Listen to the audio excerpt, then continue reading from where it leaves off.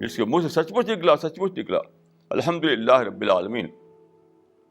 اس نے ایک ایسی بات کہی جو ساری کائنات سے زیادہ بڑی بات تھی. اسی لیے حدیث میں آتا ہے کہ الحمدللہ تملأ المیزان. الحمدللہ اتنی بڑی چیز ہے کہ وہ میزان کو، ترازو کو بھر دیتی ہے. الحمدللہ رب العالمین سارے زمین و آسمان سے زیادہ بڑی حقیقت ہے، لیکن لپ سروس نہیں. وہ الحمدللہ جس میں سارا انسان کا ساری ہستی ڈھل جاتی ہے، ساری پرسنالٹی اسی میں ابزارو ہو جاتی ہے، وہ سارے جذبات اسی میں شامل ہو جاتے ہیں.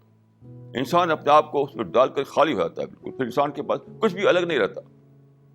اس کا پورا وجود جو ہے الحمدللہ رب العالمین میں ڈھل چکا ہوتا ہے، کیونکہ انسان کا امباڈیمنٹ ہو جاتا ہے. کہ جو انسان یہ کہہ سکے اس دنیا میں جہاں خدا دکھائی نہیں دیتا، جہاں ہمیں آزادی ملی ہوئی ہے، یہ ہمیں آپشن ملا ہوا ہے، وہاں یہ کہہ سکنا اتنی بڑی چیز ہے، اتنی بڑی چیز ہے کہ آپ خدا کے لیے فخر بن جاتے ہیں.